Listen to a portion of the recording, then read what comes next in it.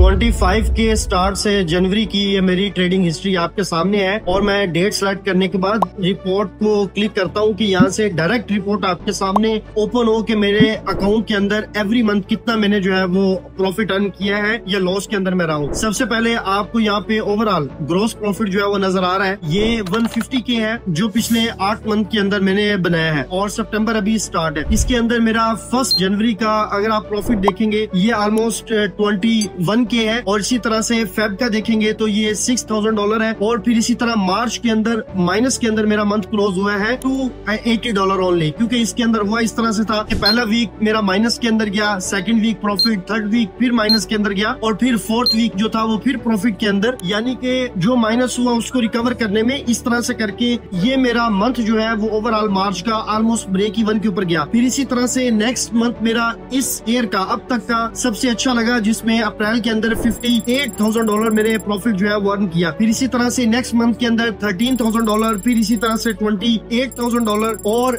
जो next month है उसके अंदर $7,000 या 7.4 और जो अगस्त है इसके अंदर $23,000 है और इसकी रिपोर्ट मैंने वैसे भी अपने ग्रुप्स के अंदर शेयर कर दी थी। इस तरह से इस मंथ के अंदर ओवरऑल मेरे जितने मंथ गुजरे हैं 8 में से एक ऑलमोस्ट ब्रेक इवन के ऊपर गया है। 7 मंथ मेरे जो है वो प्रॉफिट के अंदर क्लोज हुए हैं और मैंने 159 के प्रॉफिट किया है। लेकिन इस साल मार्केट जो है वो बहुत ज्यादा टफ थी।